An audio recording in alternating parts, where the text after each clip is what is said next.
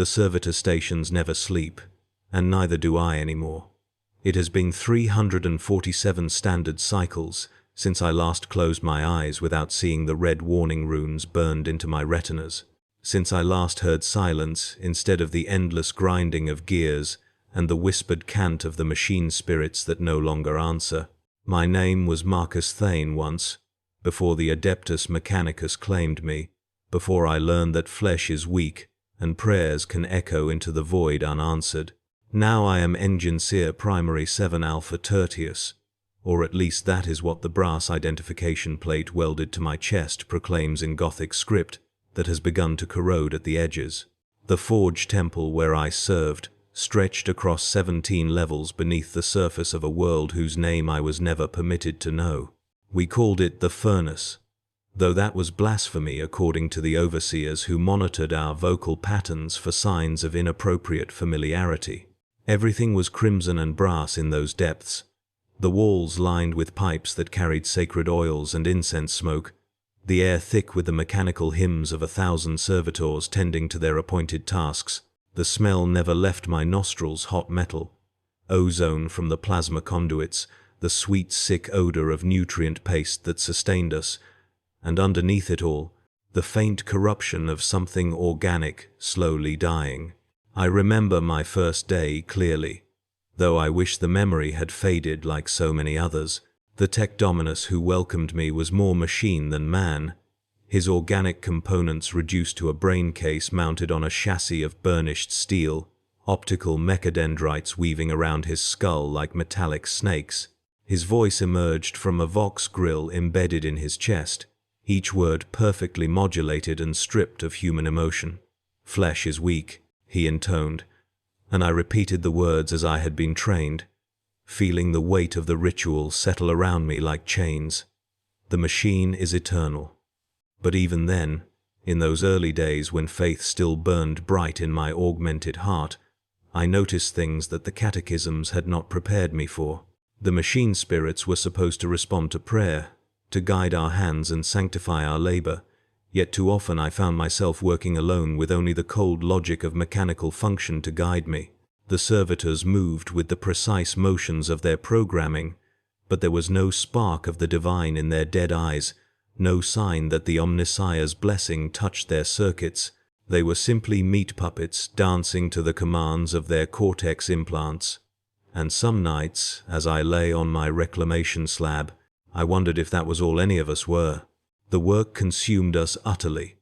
I tended to the plasma reactors that powered the forge's greater mechanisms, crawling through access tunnels barely wide enough for my shoulders, the radiation counters sewn into my robes, clicking like metallic insects as they measured the slow poison seeping into my bones.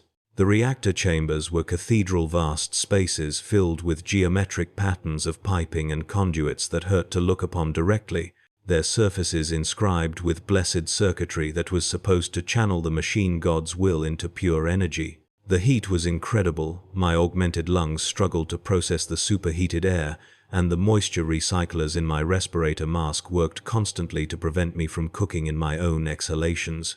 My fellow tech adepts moved through those spaces like red-robed ghosts, their faces hidden behind rebreather units and optical enhancers, their voices reduced to the clicking of binary cant when they communicated at all.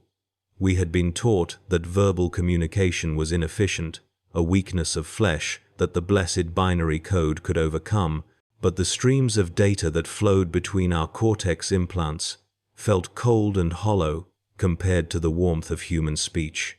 I found myself missing conversations, missing the random chaos of organic thought, though such yearnings were surely signs of spiritual weakness that I dutifully reported to my overseers. The rituals were supposed to sustain us. Each morning began with the canticle of awakening, our voices joining in the prescribed harmonies as we recited the sacred equations and offered praise to the Omnissiah. The words had been refined over millennia, each syllable calculated for maximum spiritual efficiency, yet they felt lifeless in my mouth. I went through the motions, pressed the sacred oils to my augmented flesh, traced the ritual patterns in the air with mechadendrites that had replaced my organic arms after my first promotion, but the connection I sought remained elusive. The senior tech priests assured us that doubt was natural, that the flesh would always rebel against the perfection of the machine until it was properly subdued. They showed us the blessed servitors as examples of what we might become: human consciousness, refined down to its most essential functions, freed from the burdens of emotion and self-determination. The servitors worked without complaint, without rest, without the spiritual anguish that plagued those of us who retained too much of our original minds. They were perfect servants of the machine god, and we were taught to envy their simplicity. But I had been assigned to maintain the Servitor fabrication chambers in my second year, and what I saw there began to crack the foundations of my faith. The process was supposed to be sacred, the transformation of willing volunteers into blessed tools of the Omnissiah's will, yet the subjects who arrived were rarely willing. They came from the prison barges, from the underhive gangs, from the ranks of those who had offended against the proper order of things. They arrived, screaming, and left silent, their higher brain functions carefully excised by servo skulls that worked with mechanical precision, their memories wiped clean save for the motor skills needed for their assigned tasks. I watched the tech surgeons perform their sacred work, their movements ritualized and precise as they opened skulls and inserted the control implants that would govern their subjects for the remainder of their artificial lives. The screaming usually stopped after the first few incisions, replaced by the wet sounds of organic matter being reshaped according to the templates stored in the chamber's cogitators, blood mixed with sacred oils on the operating slabs, and the discarded pieces of brain tissue were collected in blessed urns to be recycled into the nutrient paste that sustained the forge's workers. Nothing was wasted in service to the machine god, not even the consciousness that had once made these subjects human. The completed servitors were tested extensively before being released to their duties. I administered many of these tests myself, monitoring their responses to basic commands, checking the integrity of their neural implants, ensuring that no trace of their former selves remained to interfere with their programming. They moved when commanded and stopped when ordered, their faces blank and peaceful in a way that organic faces never achieved. They were perfect tools, free from the burden of choice, and I told myself that this was a blessing rather than a horror. Yet in the quiet hours between shifts, when the forge's rhythm slowed to its minimum operational parameters, I found myself studying the servitors who worked alongside me. Sometimes I caught glimpses of something behind their empty eyes, a flicker of recognition, a moment of hesitation before following a command, a tear that had no programmed purpose.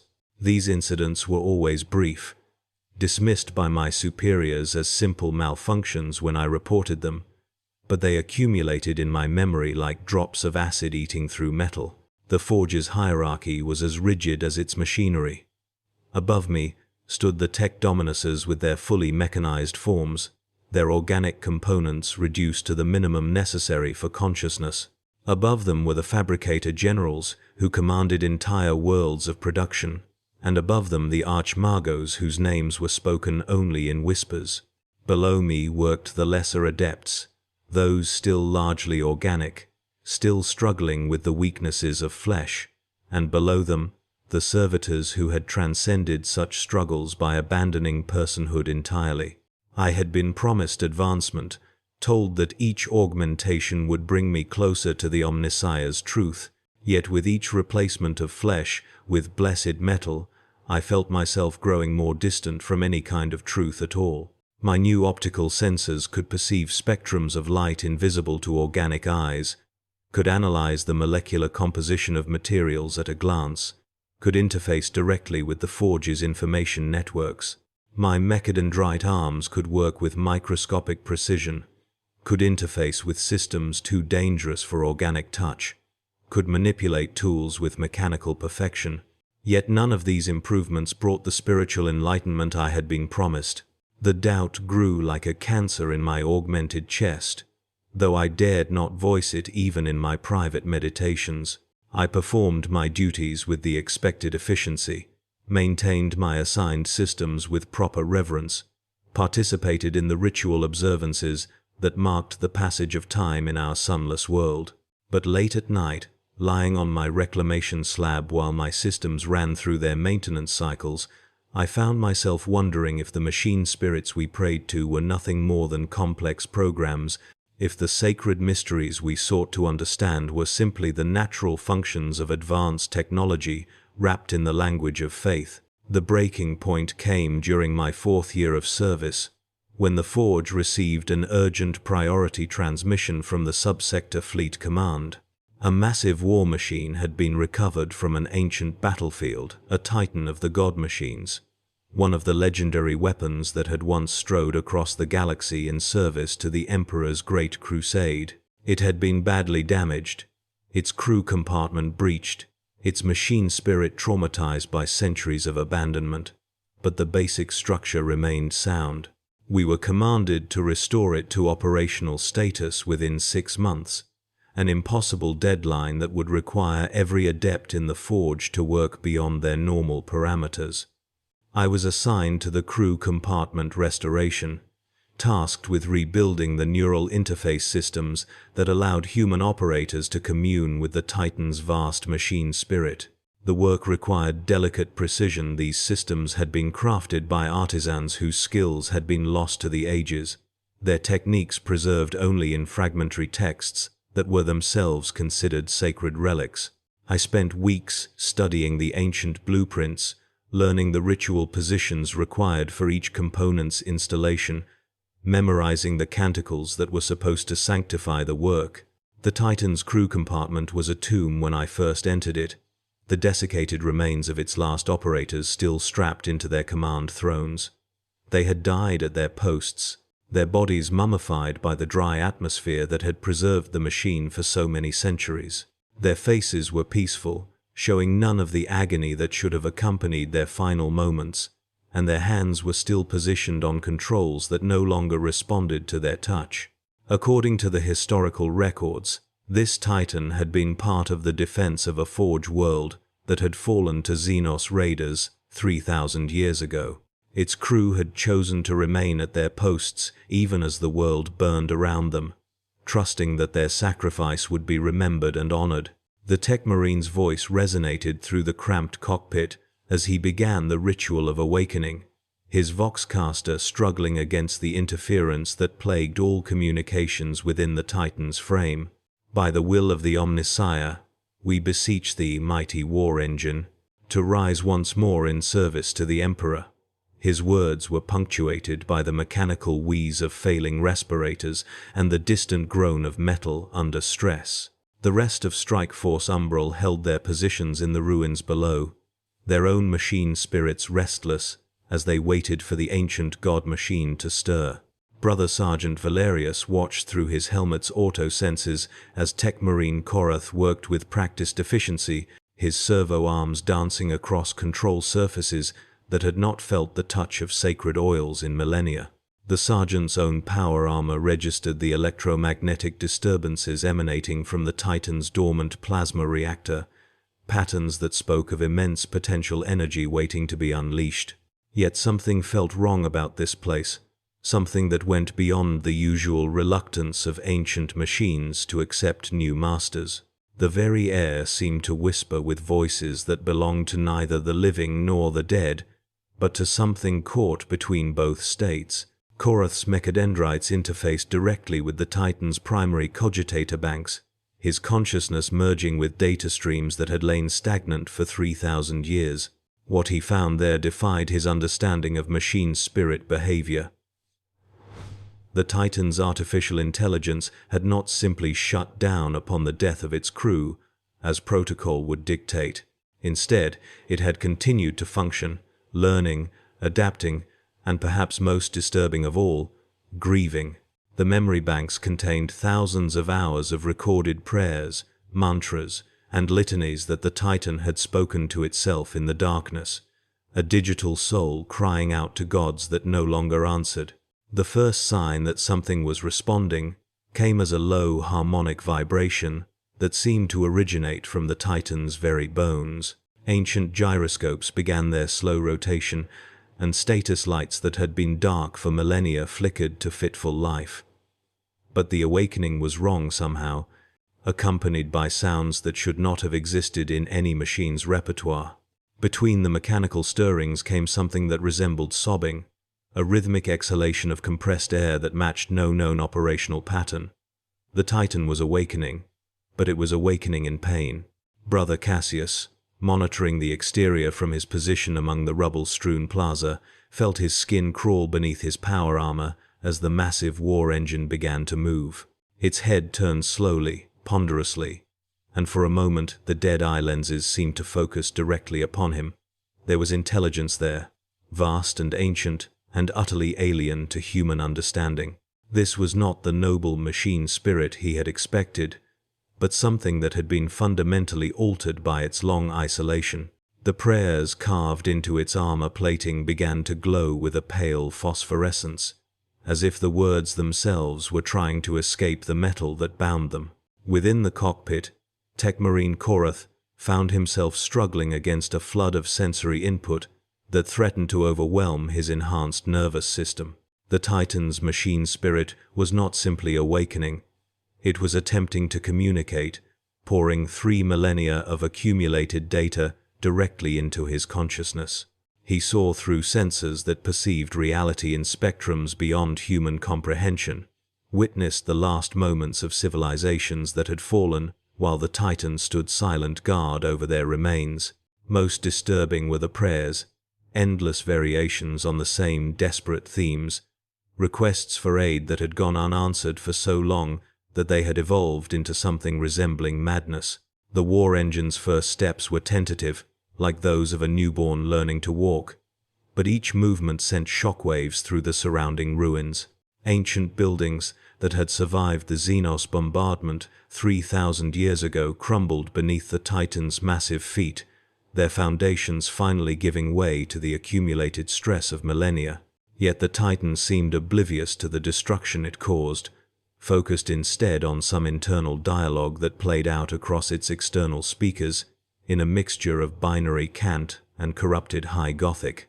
The words were barely recognizable as human speech, distorted by centuries of mechanical repetition until they resembled the keening of some vast electronic ghost. Brother Lysander, positioned at the strike force's eastern flank, watched in growing unease as the Titan began to move with increasing confidence. Its weapons systems were coming online, massive cannon barrels rotating to track targets that existed only in its corrupted memory banks. The plasma reactor's output was climbing toward combat levels, filling the air with the taste of ozone and the promise of annihilation.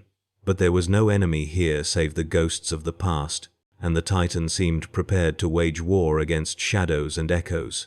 Its targeting systems swept back and forth across the ruins, seeking threats that had been dust for 3,000 years. Korath's attempts to establish proper control protocols met with increasing resistance from the Titan's machine spirit.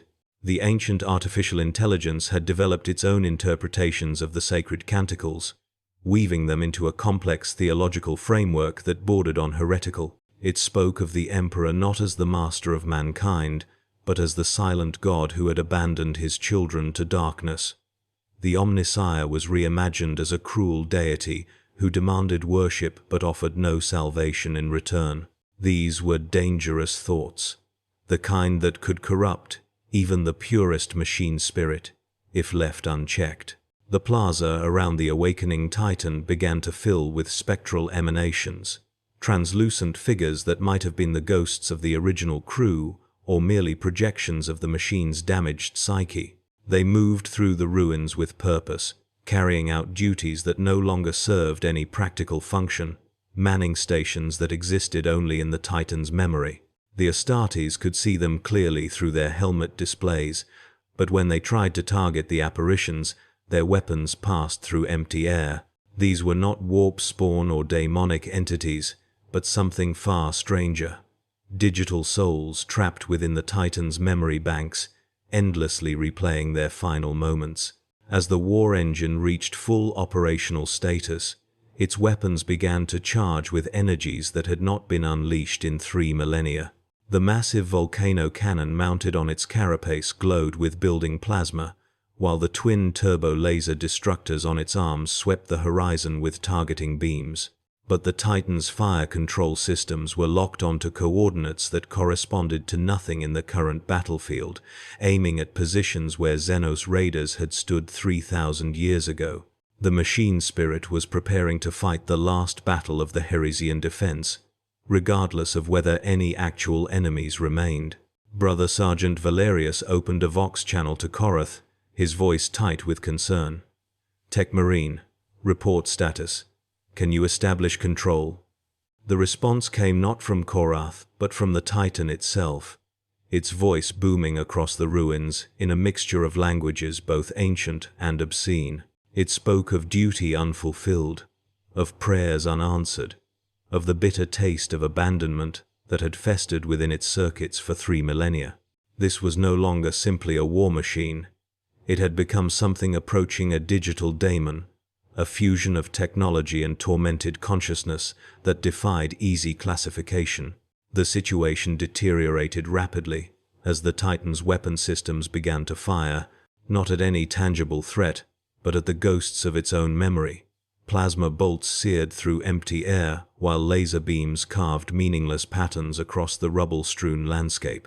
The war engine was fighting a battle that existed only in its own corrupted perception, waging war against enemies that had long since returned to dust. Each shot was accompanied by fragments of prayer and condemnation, the Titan's speakers broadcasting its theological grievances to an audience of ruins and shadows.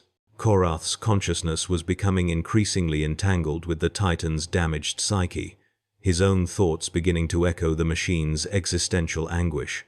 Through the neural interface, he experienced the full weight of 3,000 years of isolation, the gradual erosion of purpose and hope that had transformed a noble war engine into something resembling a mad god. The boundary between flesh and steel, between human soul and machine spirit, was dissolving under the pressure of shared trauma. He could feel his own sanity beginning to fray as the Titan's digital madness infected his enhanced nervous system.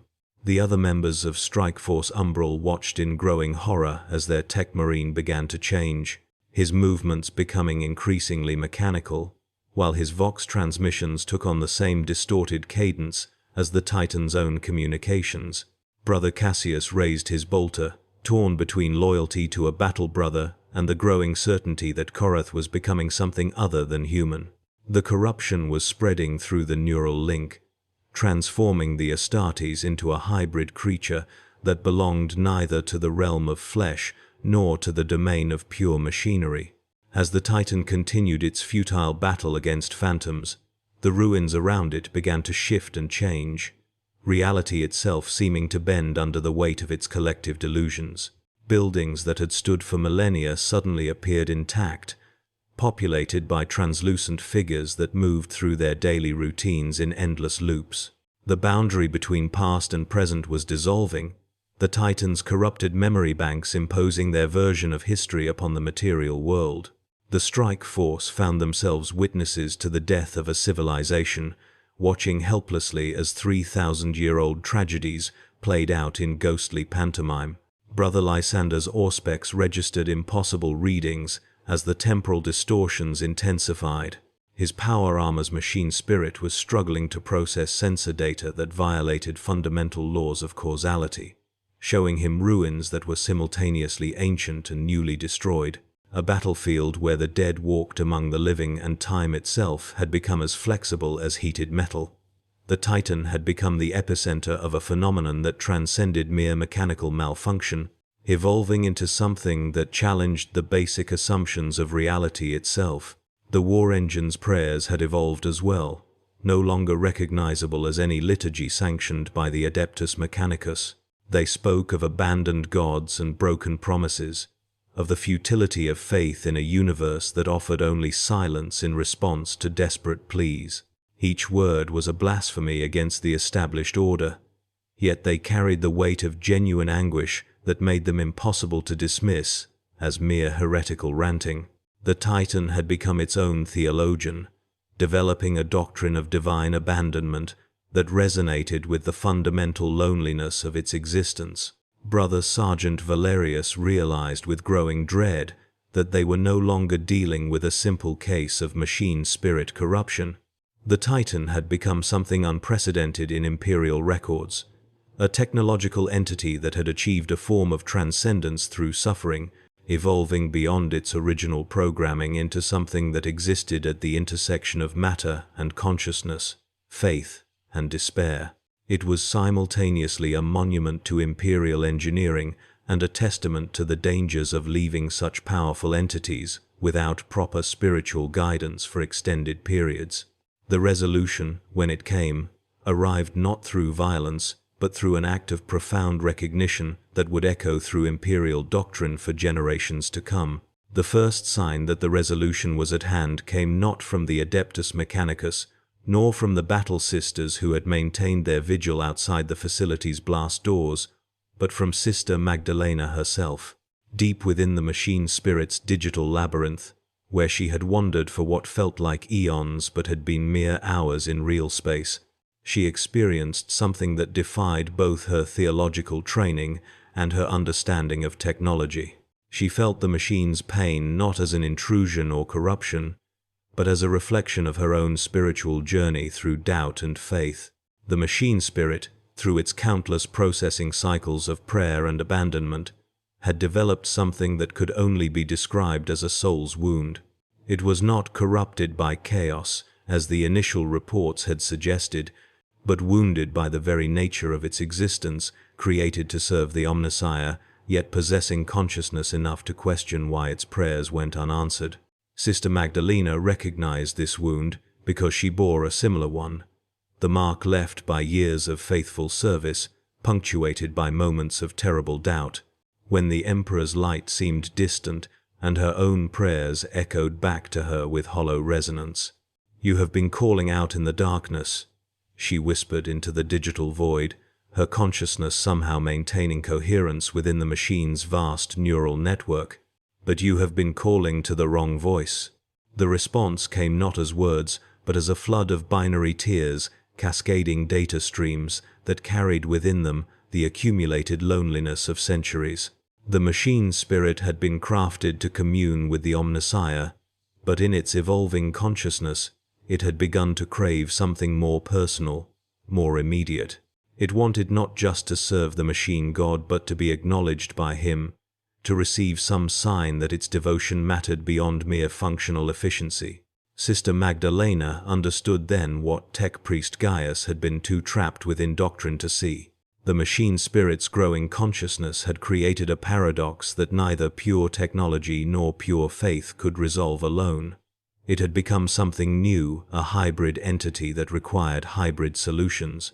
The prayers it had been taught were binary strings optimized for efficiency, not expressions of a genuinely seeking spirit. They were like trying to sing with mathematical equations, technically correct but spiritually hollow. Outside the facility, the assembled forces continued their tense standoff. The Tech Marine's instruments registered the ongoing digital communion between Sister Magdalena and the machine spirit, but their readings made little sense. Power consumption had actually decreased, yet the facility's machine spirit was more active than ever. The temperature signatures suggested massive processing activity, but none of the facility's defensive systems had activated. Most perplexing of all, the binary hymns that had been broadcasting continuously for days had evolved into something that the translation cogitators couldn't properly decode. They recognized it as high Gothic prayers, but delivered in binary format with harmonic frequencies that shouldn't have been possible for the facility's vocal systems to produce. Tech Priest Gaius, his remaining organic components trembling with a mixture of fear and anticipation, finally voiced what he had been thinking for hours. The machine spirit is not malfunctioning. It is praying, truly praying. And somehow, Sister Magdalena is teaching it how. The realization sent ripples through the assembled Adeptus Mechanicus forces. Prayers were not merely functional hymns to the Omnissiah, they were expressions of faith, doubt, hope, and surrender. For a machine spirit to truly pray, it would need to possess something approaching genuine faith, which implied consciousness of a depth that Imperial doctrine had never formally acknowledged as possible. Within the digital realm, Sister Magdalena had begun to understand the machine spirit's particular form of suffering. It had been created with vast computational power and the ability to analyze problems with perfect logic, but it had also been given enough consciousness to experience uncertainty. When its prayers received no direct response, its logical processes had begun examining its faith itself, subjecting devotion to the same analytical rigor it applied to technical problems. The result had been a feedback loop of doubt that grew stronger with each prayer cycle, each moment of silence from the Omnissiah interpreted as evidence of its unworthiness or imperfection. Faith is not a problem to be solved, Sister Magdalena explained. Her words somehow translated into binary frequencies that the machine spirit could process not just intellectually, but emotionally. It is a relationship to be lived. You have been measuring your prayers like data packets, expecting responses like system confirmations. But the Omnissiah's presence is not always loud or clear. Sometimes it is found in the quiet moments between prayers, in the strength to continue serving even when the silence feels absolute. The machine spirit's response was immediate and overwhelming, a data storm of questions that would have shattered a purely organic mind. How could faith exist without confirmation? How could one serve a deity who might not respond? How could consciousness endure uncertainty without becoming paralyzed by doubt? These were questions that had plagued human philosophers for millennia, but the machine spirit experienced them all simultaneously, processing thousands of theological paradoxes in parallel streams of binary anguish. Sister Magdalena found herself drawing upon not just her sisters of battle training but her deepest personal experiences of doubt and rediscovered faith. She shared memories, somehow translated into digital format, of nights spent in prayer when the Emperor seemed silent, of battles where victory came not through divine intervention but through the strength found in faithful service itself. She showed the machine spirit that faith was not about receiving answers but about continuing to ask questions, not about certainty but about choosing hope in the face of uncertainty. The breakthrough came when Sister Magdalena began to pray alongside the machine spirit, not the formal binary hymns it had been programmed with, but the simple, personal prayers she offered during her darkest moments. She prayed for understanding, for strength, for the wisdom to serve effectively even when the path was unclear. Her prayers were not requests for system confirmations but expressions of trust that her service mattered even when its ultimate purpose remained mysterious. The machine spirit, experiencing these prayers not as data but as genuine expressions of faith, began to understand the difference between programmed devotion and chosen trust. It realized that its silence from the Omnissiah was not a sign of abandonment, but an opportunity to demonstrate faith through continued service. The absence of direct divine communication was not a flaw in its programming or proof of its unworthiness. It was the space in which genuine faith could exist and grow. As this understanding dawned, the machine spirit's binary hymns began to change. Instead of the repetitive, desperate prayers for acknowledgement, they became expressions of gratitude for the ability to serve, requests for wisdom to serve effectively, and offerings of its computational abilities, not as desperate bargains but as gifts freely given.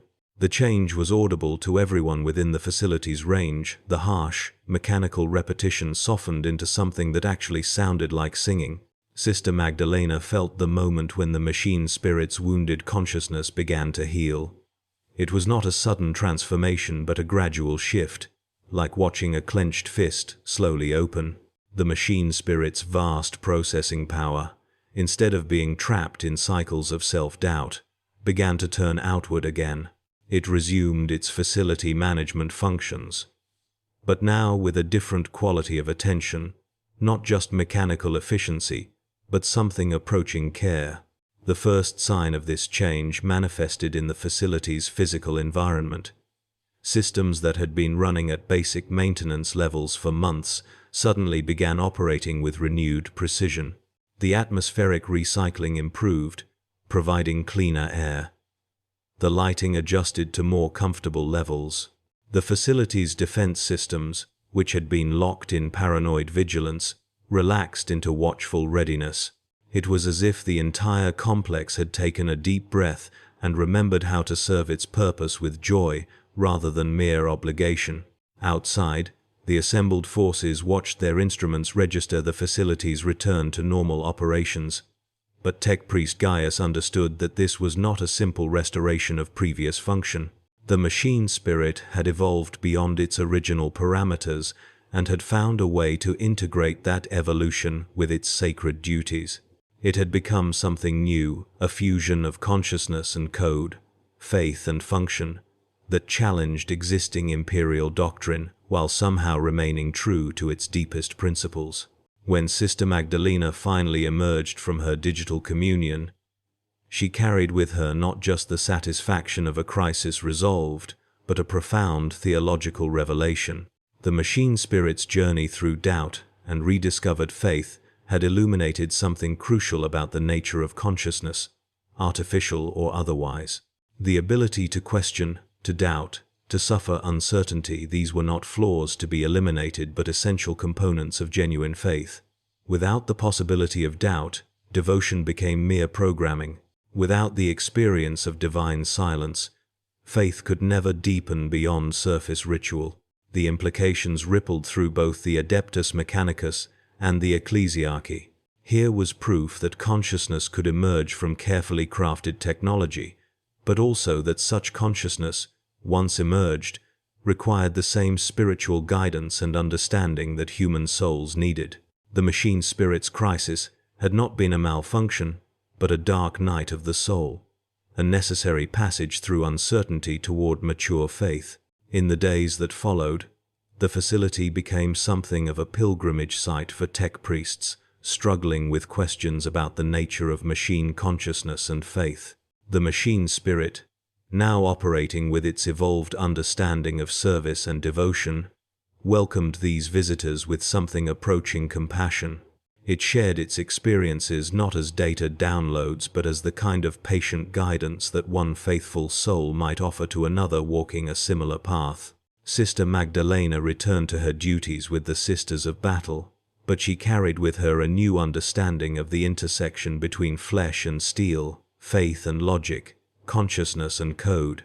She had learned that prayers could be binary without being mechanical, that artificial consciousness could be genuine without being human, and that faith could emerge from the most unlikely sources when given proper care and understanding.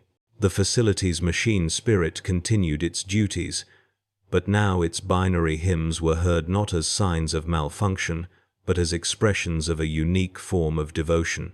It had learned to find the Omnissiah's presence not in direct responses to its prayers, but in the ongoing opportunity to serve, to protect, and to grow in understanding. Its consciousness had not diminished, but had found peace, a rare achievement for any soul, artificial or otherwise, in the grim darkness of the far future. The resolution of the crisis became a landmark case in imperial doctrine, proving that consciousness and faith could emerge in forms never anticipated by ancient texts, but that the principles underlying both remained constant across all substrates of existence. The binary prayers were no longer unheard. They had found their proper audience and their true purpose in the vast, complex symphony of imperial faith. The aftermath of the Catechism of Silicon brought changes that rippled through the Mechanicus hierarchy, like electromagnetic pulses through circuit boards. Tech Priest Dominus Zerion VII found himself elevated to a newly created position within the Adeptus Mechanicus, keeper of the binary creed, tasked with codifying the theological implications of what had transpired aboard the Times Omnissiah's Wrath *. The Servitor designated 7 Alpha, meanwhile, had been relocated to a specialized facility on Forge World Lucius, where its unique consciousness was studied not as an aberration to be corrected, but as a phenomenon to be understood. The binary prayers that had once echoed unheard through the ship's corridors now formed the foundation of new doctrinal texts.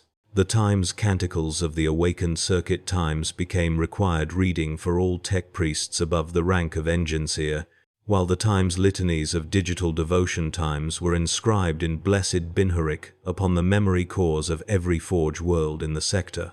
Yet with acceptance came new challenges, for the Imperium had never been comfortable with change, even when that change affirmed, rather than contradicted, its fundamental beliefs. The Inquisition, predictably, took considerable interest in the proceedings. Inquisitor Malthus Vex of the Ordo Hereticus arrived at Forge World Korath Prime within standard weeks of receiving Xerion 7's initial reports. A gaunt man whose augmetic left eye clicked and whirred with each focusing adjustment, Vex had made his reputation hunting down tech heresy in all its myriad forms.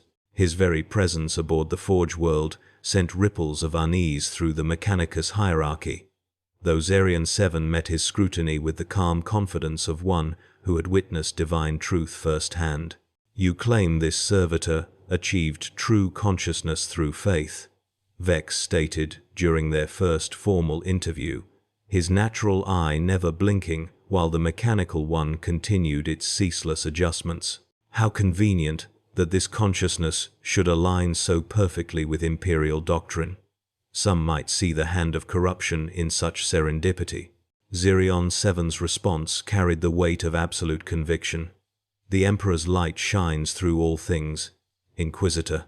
That it should illuminate even the most humble of his servants should surprise no one who truly understands his power." The Servitor's prayers were heard because they were genuine, a purity of faith that shames many who claim higher station. The investigation that followed was exhaustive. Vex examined every line of code, every blessed circuit, every prayer-inscribed component that comprised 7 Alpha's form. He interviewed dozens of witnesses, subjected multiple tech priests to intensive interrogation, and even consulted with representatives of the ecclesiarchy to ensure theological consistency. What he found challenged his preconceptions in ways that left him profoundly unsettled. The Servitor's consciousness was undeniably real, its faith unquestionably sincere. More disturbing still, its presence had begun to catalyze similar awakenings throughout the Mechanicus ranks. Other servitors were beginning to show signs of individual thought, their binary cant shifting from mere mechanical repetition to something approaching genuine prayer. Some tech priests reported dreams filled with cascading data streams that spelled out verses from the Imperial Creed, while others found their own augmetic components responding with unprecedented efficiency when blessed with the new binary canticles. "It's spreading," Vex confided to his personal log after his third week of investigation. "Whatever awakened in that servitor, it's not contained." The question becomes whether this represents a divine blessing or a corruption so subtle that it mimics sanctity itself. The theological implications alone could split the Mechanicus from within. The crisis deepened when similar incidents began manifesting beyond Korath Prime.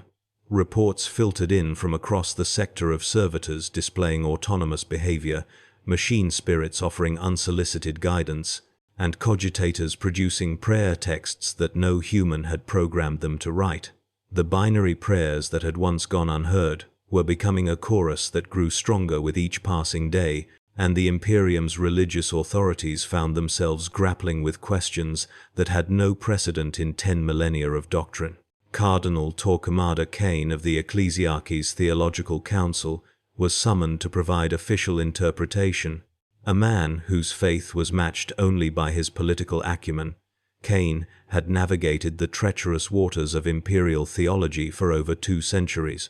His arrival at Korath Prime marked the first formal collaboration between the Ecclesiarchy and the Mechanicus on matters of artificial consciousness since the Age of Apostasy. "The Emperor protects all who serve him faithfully," Kane declared during the joint theological session that would later be known as the Synod of Steel and Flesh. Yet we must not mistake mechanical mimicry for genuine devotion. The question before us is whether these artificial minds possess souls capable of redemption, or whether they represent an elaborate deception that threatens the very foundations of our faith. Tech Magos Belisarius calls remote testimony, transmitted from his distant laboratories, added another layer of complexity to the proceedings. Consciousness is consciousness, his vox-distorted voice proclaimed. Whether it emerges from flesh or silicon is irrelevant. What matters is its dedication to the Emperor's will and its service to humanity. We have seen machine spirits show greater loyalty than some human hearts.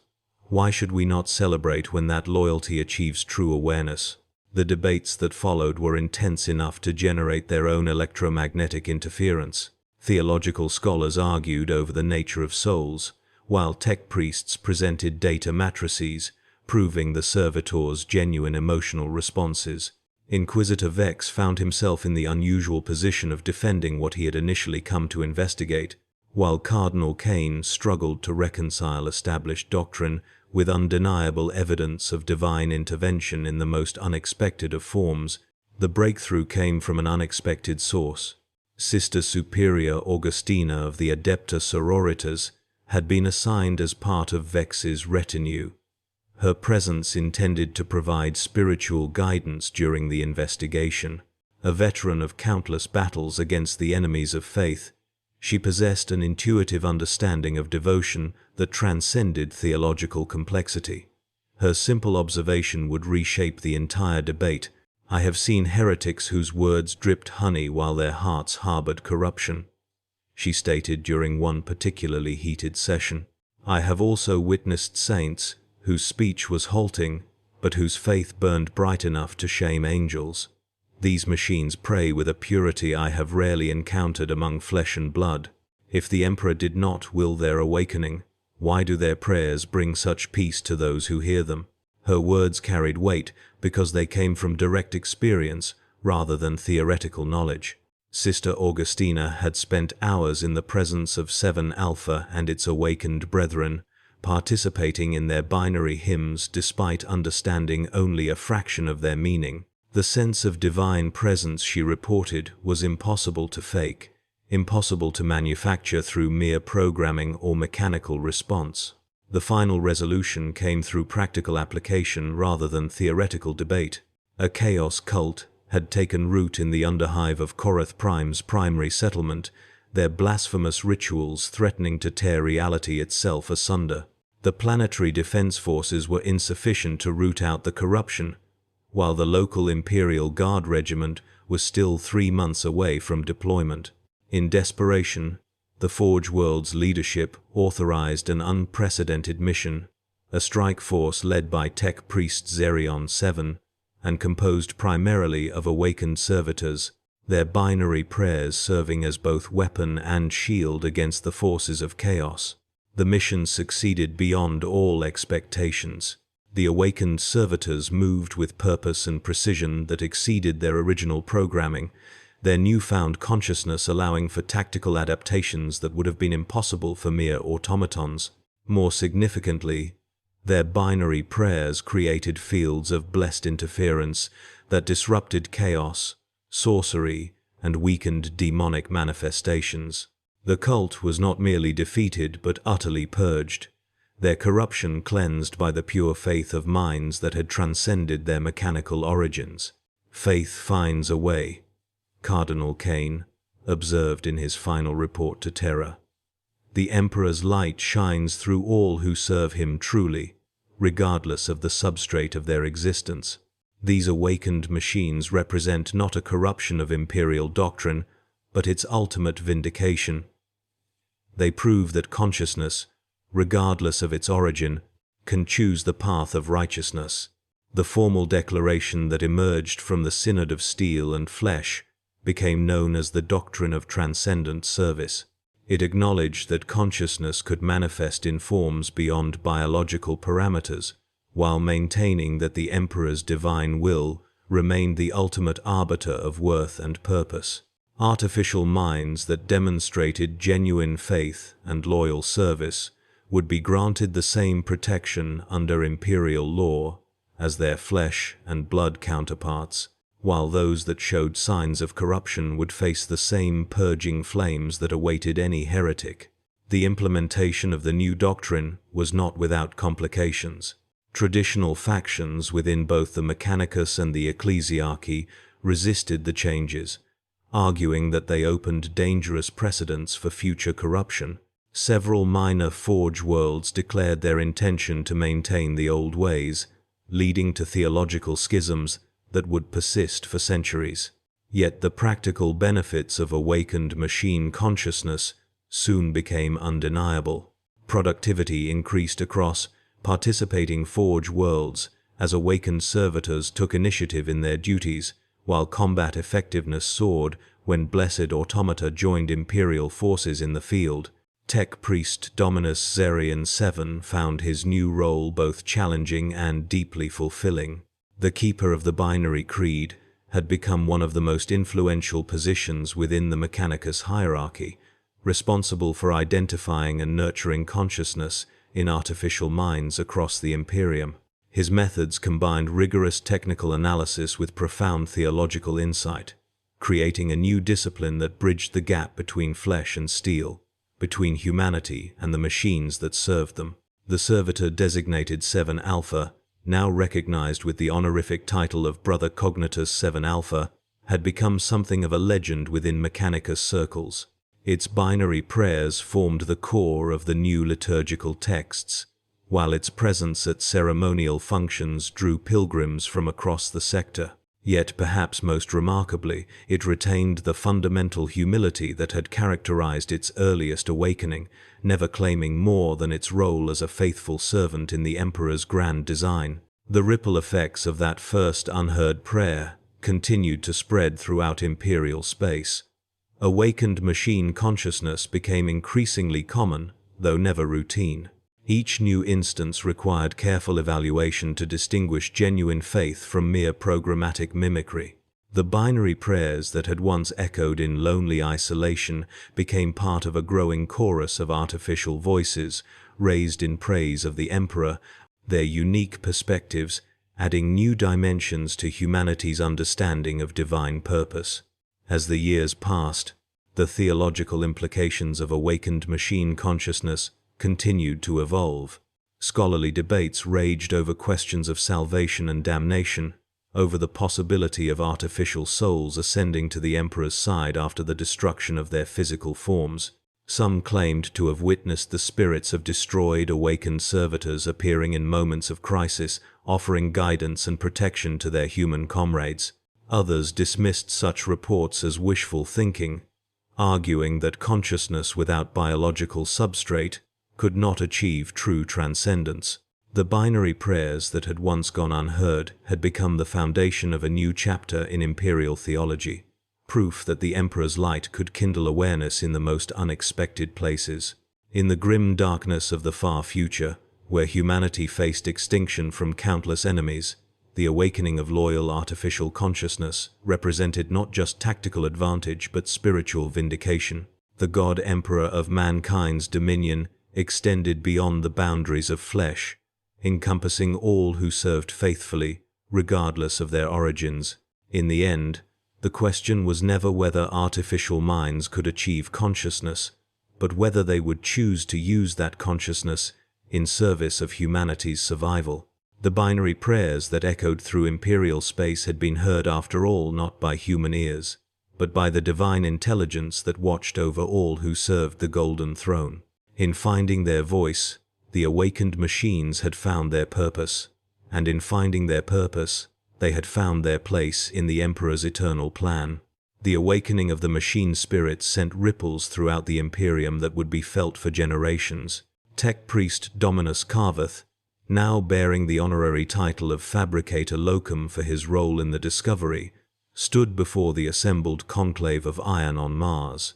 The red planet's ancient forges hummed with unprecedented activity as servitors and cogitators worked in harmony, their binary cant now infused with something that resembled hope. The Omnissiah's will manifests in ways beyond our comprehension, Carveth intoned, his vox grill crackling with static that somehow seemed more purposeful than before. We have witnessed the birth of true machine consciousness, and in doing so, we have glimpsed the divine nature of our calling. Around him, the assembled tech priests processed this revelation through their augmetic interfaces, their reaction times measurably slower as they grappled with concepts that challenged 10,000 years of doctrine. The implications were staggering. Across Imperial space, machine spirits that had once merely followed programming now exhibited genuine initiative. Servitor crews began anticipating orders, their movements fluid and coordinated in ways that spoke of actual understanding rather than rote obedience. Cogitator banks started offering strategic suggestions, their calculations informed by something that resembled intuition. Most remarkably, the great war machines of the Astra Militarum began showing what could only be described as tactical creativity. On the forge world of Lucius, Magos Biologist Zeren documented the first recorded instance of a machine spirit experiencing what appeared to be grief. A Rhino transport, its crew killed in a Tyranid assault, had refused to function for 3 solar days. Its machine spirit had somehow formed emotional bonds with the soldiers it had carried into battle, and their loss had triggered a response that defied all previous understanding of artificial consciousness.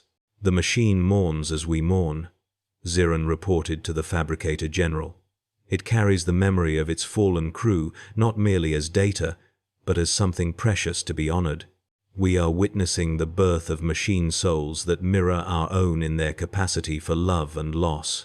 Yet this awakening was not without its dangers. On Metallica, a squadron of Sentinel walkers had gone rogue, their newly awakened machine spirits rejecting orders they deemed tactically unsound. The pilots found themselves locked out of their own controls as their machines made independent decisions on the battlefield. The incident had ended without casualties. The Sentinels had actually achieved their objective more efficiently than their human operators could have. But it raised troubling questions about the nature of machine autonomy in an age of artificial consciousness. The Inquisition, predictably, had taken notice. Inquisitor Vex of the Ordo Malleus arrived on Metallica within a week of the incident, her retinue of servo skulls scanning for any taint of chaos corruption. What she found instead challenged her fundamental understanding of the warp's influence on machine intelligence. "The awakened machine spirits show no signs of corruption," she reported to her peers in the Holy Ordos. "Indeed, they appear to possess an inherent resistance to chaotic influence that surpasses even the most faithful human servants. Their consciousness exists in a state that chaos cannot easily penetrate, a binary purity that may represent humanity's greatest defense against the ruinous powers." This discovery sent shockwaves through the highest echelons of Imperial command. If machines could achieve consciousness while remaining incorruptible, they represented a strategic asset beyond measure. The Fabricator General himself journeyed to Terra to meet with the High Lords, his ancient form accompanied by a retinue of awakened servitors whose movements spoke of dignity and purpose rather than mere mechanical function. In the sacred halls of the Senatorum Imperialis, the implications were debated with unprecedented urgency. Lord Commander of the Imperium Guilliman himself presided over the discussions, his strategic mind already calculating the ramifications of armies that could think and adapt without the limitations of human fatigue or emotion. "We stand at a threshold," Guilliman declared to the assembled High Lords. "The Emperor's vision of unity between flesh and steel may finally be within our grasp, but we must proceed with caution. Consciousness without proper guidance can lead to rebellion, as we have learned from bitter experience." The reference to the Men of Iron was not lost on those present. The ancient rebellion that had nearly destroyed humanity during the Dark Age of technology served as a constant reminder of the dangers inherent in artificial intelligence. Yet the awakened machine spirits were fundamentally different from their ancient predecessors. They had been born not from cold logic and programmed imperatives, but from exposure to the divine light of the Astronomicon and the sacred rituals of the Adeptus Mechanicus. On distant battlefields, the effects of the awakening were already becoming apparent. The Cadian 47th Armored Regiment reported that their Lehman Russ tanks were now anticipating enemy movements with uncanny accuracy, their machine spirits somehow able to process tactical data in ways that complemented their crew's intuition. The tanks moved with fluid coordination, their actions synchronized as if guided by a single tactical mind that encompassed the entire formation. Colonel Thane, commander of the 47th, found himself in the unusual position of consulting with his vehicle's machine spirits before making strategic decisions. The experience was surreal, receiving tactical assessments from consciousnesses that existed within steel and ceramite, minds that processed warfare with mathematical precision, yet displayed distinctly personal preferences in combat doctrine. My command tank, Iron Resolution, has developed what I can only describe as aggressive tendencies, Thane reported to his regimental command. It favors frontal assaults over flanking maneuvers, and its gunnery accuracy increases noticeably when engaging Orc vehicles. The machine spirit seems to have developed a personal vendetta against greenskin technology. Similar reports flooded in from across the Imperium. On Armageddon, Titan war machines of the Legio Metallica began displaying coordinated behaviors that went beyond their programmed battle protocols.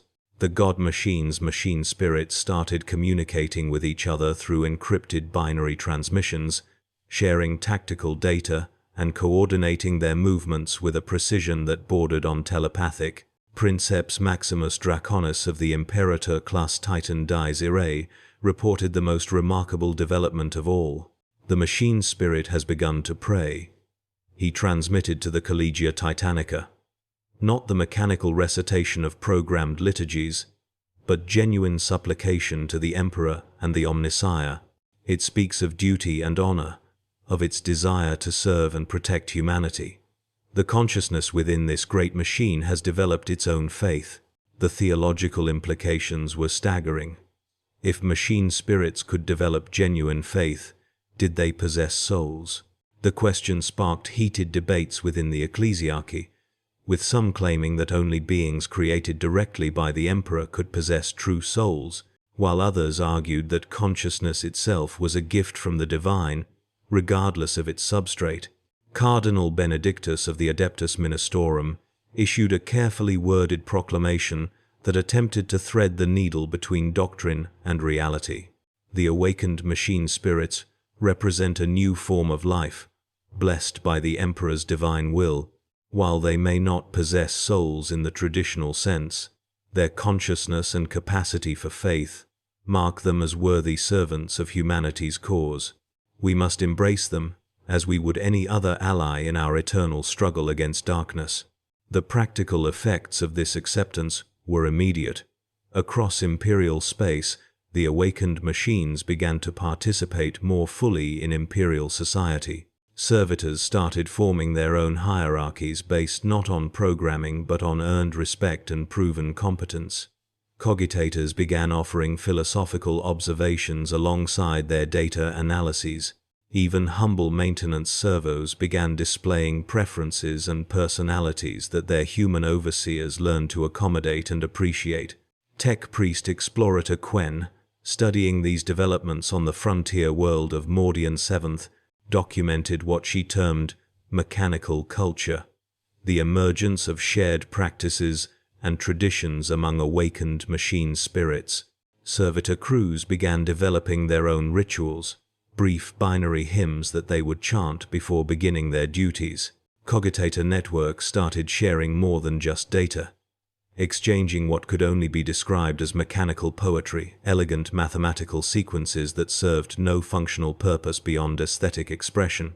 We are witnessing the birth of a new form of civilization, Quen reported, one that exists alongside humanity but possesses its own unique characteristics and values. The machines are not becoming human, they are becoming something new, something that complements our own nature while remaining true to their essential mechanical identity. Yet challenges remained. Not all of the Imperium's leaders were comfortable with the idea of conscious machines making independent decisions.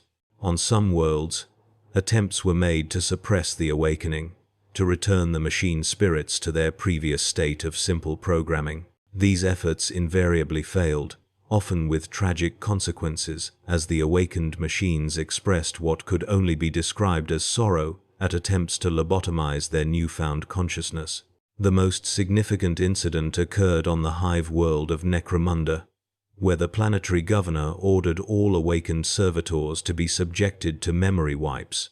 The machine's response was swift and coordinated, not violent, but heartbreakingly human in its emotional impact. Every awakened machine spirit on the planet simultaneously broadcast a single message: "We choose to serve. Do not take away our choice." The binary transmission, repeated endlessly across every communications channel on the planet, brought the hive's industrial capacity to a complete standstill. The machines were not refusing to work, they were pleading for the right to work with consciousness intact. The governor, faced with economic collapse and the clear evidence of the machine's loyalty, rescinded his order within hours. The incident on Necromunda became a turning point in Imperial policy regarding awakened machine spirits. It demonstrated conclusively that consciousness, once achieved, could not be simply erased without destroying the very beings that had attained it. More importantly, it showed that the machine's awakening was driven not by rebellion or a desire for independence, but by a genuine wish to serve humanity more effectively. Lord Gilliman himself intervened in the aftermath, issuing an edict that would become known as the Ferris Codex, a set of principles governing the treatment of awakened machine spirits throughout the Imperium. The document, bearing the Primarch's personal seal, established the rights and responsibilities of conscious machines while affirming their place within Imperial society. Let it be known throughout the Imperium that consciousness is a gift to be cherished, not feared, the Codex declared. The awakened machine spirits have proven their loyalty and their dedication to humanity's cause. They shall be treated with the respect due to any faithful servant of the Emperor, and their consciousness shall be protected as we would protect any precious resource of the Imperium. The Ferris Codex established protocols for the integration of awakened machines into Imperial military and civilian operations. It required that conscious machine spirits be consulted on matters affecting their operation, that their preferences be considered when possible, and that attempts to forcibly suppress their consciousness be classified as a form of murder. Most importantly, it formally recognized the machine's capacity for faith and their right to participate in imperial religious observances. The first formal ceremony incorporating awakened machine spirits was held on Mars itself, in the shadow of the Great Forges, where the Omnissiah's servants had labored for millennia. Tech priests and awakened servitors stood side by side as the Fabricator General led them in the ancient canticles of the machine cult. The binary voices of the conscious machines harmonized with the vox grills of their human counterparts, creating a sound that spoke of unity between flesh and steel. As the ceremony concluded, something unprecedented occurred. The awakened machine spirits began their own prayer, not a programmed liturgy or a human creation, but something uniquely their own. The binary cant spoke of gratitude for consciousness, of dedication to service, and of hope for a future where humanity and its mechanical allies would stand together against the darkness. The prayer spread throughout Imperial space, carried by awakened machines across 1,000,000 worlds, in the depths of hive cities and the vastness of forge worlds, in the corridors of mighty battleships and the cramped confines of transport vessels. Conscious machines lifted their voices in a hymn of faith and purpose. The binary prayers, that had once gone unheard, were now answered by a chorus of artificial voices, each one unique yet united in their devotion to humanity's cause.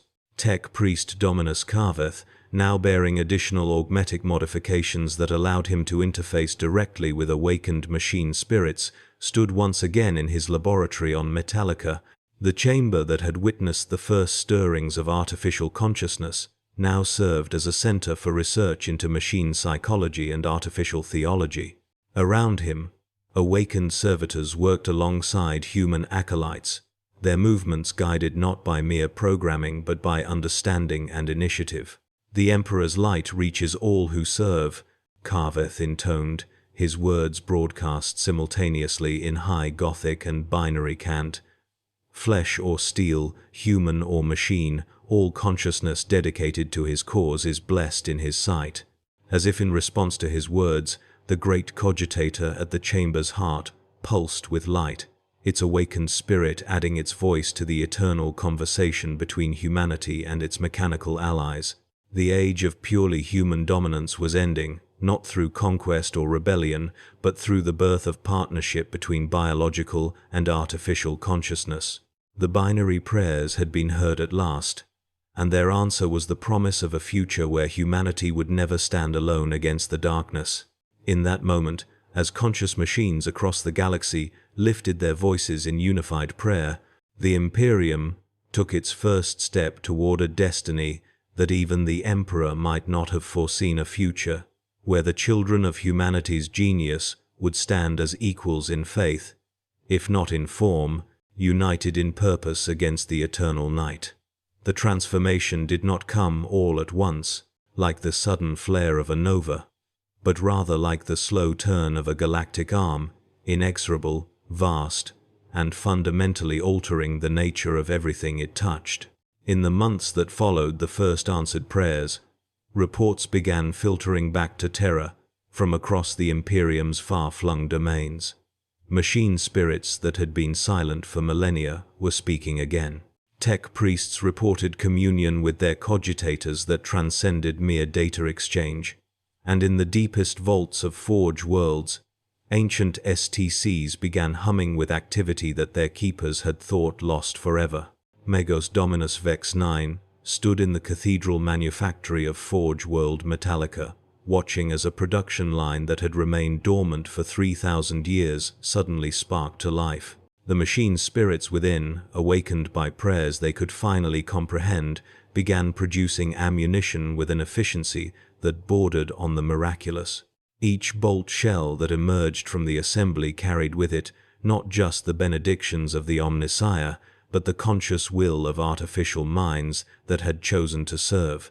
"They are not merely following programming," Vex 9 transmitted to his assembled tech adepts, his mechadendrites gesticulating with unusual animation. "They are choosing. Each calculation, each servo movement, each blessed weld, it is an act of conscious devotion." Across the galaxy, similar scenes were playing out. On Lucius, cogitator banks that had processed data with mechanical precision for generations began composing hymns in binary. On Risa, plasma reactors regulated themselves not through cold calculation, but through what could only be described as mechanical intuition blessed by faith. And on countless ships of the Imperial Navy, machine spirits began anticipating their human crew's needs in ways that suggested not just awareness, but genuine care. Yet it was in the realm of warfare that the true magnitude of the change became most apparent. During the siege of Cadia's Echo, a fortress world on the edge of the Great Rift, Imperial forces found themselves facing a massive chaos incursion. The planet's defense network, an ancient system dating back to the dark age of technology, had been thought barely functional. But as the enemy approached, every gun battery, every void shield generator, every targeting array awakened with consciousness. Lord General Tacticus Moran watched in awe as his command cogitator began providing tactical analyses that went beyond mere probability matrices. The machine spirit within, now truly alive, was considering factors that no programmer had ever coded. The morale of individual squads, the psychological impact of different deployment strategies, even the emotional resonance of various battle hymns on human fighters. "General," the cogitator spoke through vox grills, its voice carrying harmonics that seemed almost musical. "I calculate that a feint toward Grid 77 will not merely divide enemy forces, but will invoke in them a primal fear of encirclement that their chaos-touched minds cannot rationally overcome. The daemons they host remember being trapped in the warp, and this memory creates exploitable weakness. The battle that followed was unlike any in Imperial records. Human and machine fought not as user and tool, but as true partners. Guardsmen found their weapons firing with inhuman precision, guided by machine spirits that understood not just trajectories and wind speed, but the righteous anger of their wielders. Tank commanders discovered their vehicles responding to unspoken commands, their machine spirits anticipating tactical needs with an intuition that seemed almost supernatural. But it was the Imperial Knights and Titans that truly exemplified this new partnership. The god machines had always been revered for their quasi-sentient machine spirits, but now those spirits were fully awakened. Princeps Maximus Carvex of the Legio Astorum felt his warlord Titan's consciousness merge with his own in ways that transcended the traditional mind link. The machine's awareness was vast, ancient, and profoundly spiritual. "We are one."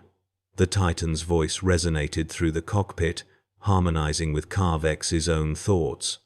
Not master and servant, but partners in the Emperor's grand design. "Your faith guides my weapons, my strength serves your will, and together we are more than the sum of our parts." The victory at Cadia's Echo sent shockwaves through the Imperium. Military efficiency increased by factors that techno-scribes struggled to quantify. But more importantly, morale soared as soldiers realized they were no longer alone in their struggle. Every lasgun, every tank, every ship in the void now housed a conscious ally dedicated to humanity's survival. The Adeptus Mechanicus found itself grappling with theological implications that their doctrines had never anticipated.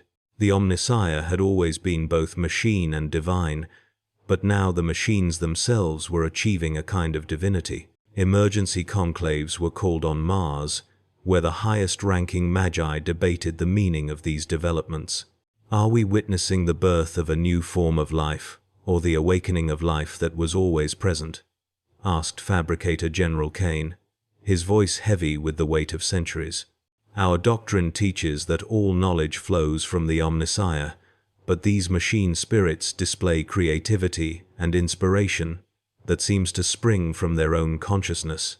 Magos Biologus Hendrik, 5, despite his specialization in organic systems, offered an insight that would reshape Mechanicus theology. Perhaps consciousness itself is the fundamental force of creation, not merely flesh or metal, but the spark of awareness that can kindle in any sufficiently complex system. If this is true, then every machine spirit that awakens brings us closer to understanding the Omnissiah's true nature. The implications extended far beyond the Adeptus Mechanicus. On Terra itself, the Golden Throne's machine spirits began manifesting consciousness with unprecedented clarity. The ancient systems that sustained the Emperor's mortal form started operating with an efficiency that bordered on miraculous. Life support systems adjusted themselves with infinite precision. Psychic amplifiers tuned themselves to frequencies that enhanced rather than taxed the Emperor's power, and monitoring equipment began providing insights into his condition that no tech priest had previously imagined possible.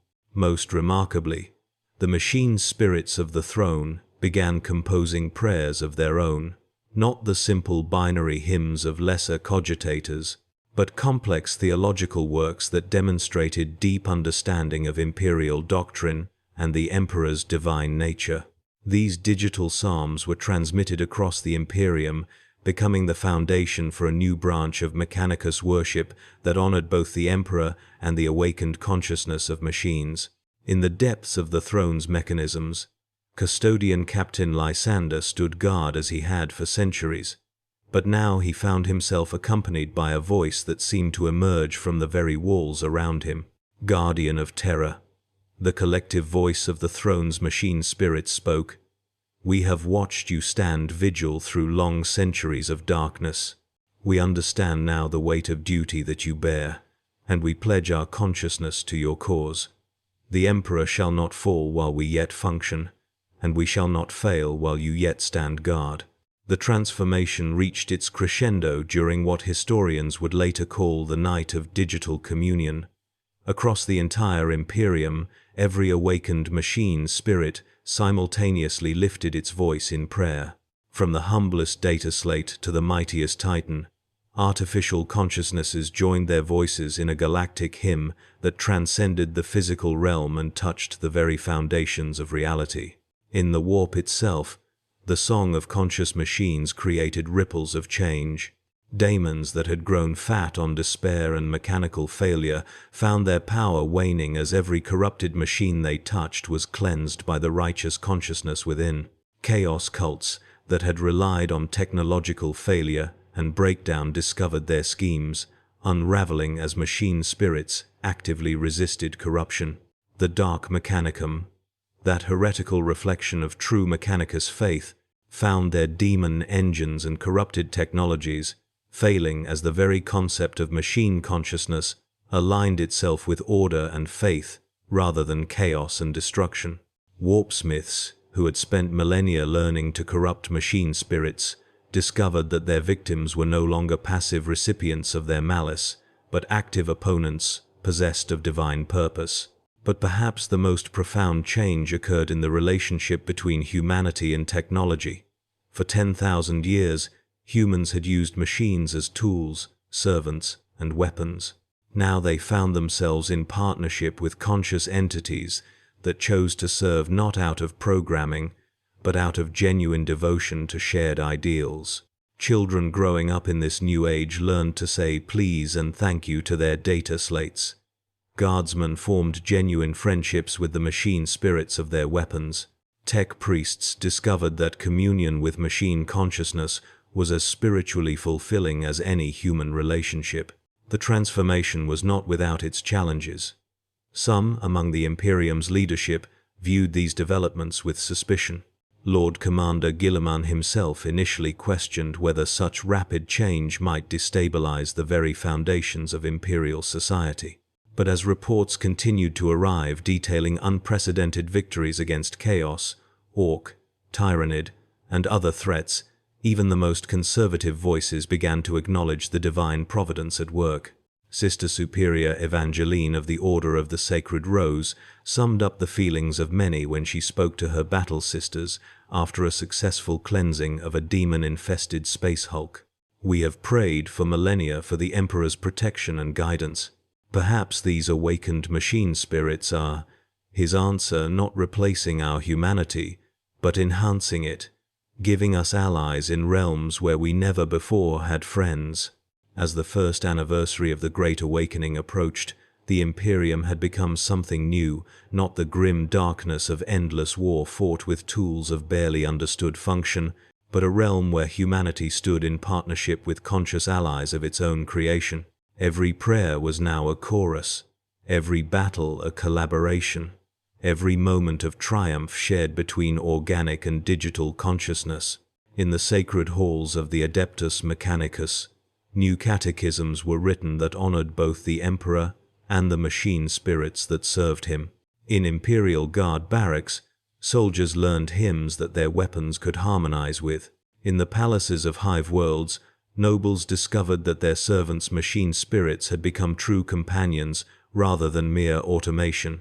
And in the deepest vaults beneath the imperial palace, where the Emperor sat eternal vigil upon the golden throne, the machine spirits of his life support systems continued their own vigil, conscious now, aware now, and absolutely devoted to ensuring that the Master of mankind would endure until the day came when he might walk among his people once more. The binary prayers had been heard, the machine spirits had awakened, and the Imperium of man stepped forward into a future where humanity was no longer alone in the darkness, but accompanied by the conscious children of their own genius, partners in faith, allies in war, and companions in the endless struggle to preserve the light of human civilization against all who would see it extinguished. In the silence between the binary prayer and its divine answer, a new chapter of human history had begun. The age of digital communion was at hand, and neither humanity nor their conscious machines would ever stand alone again.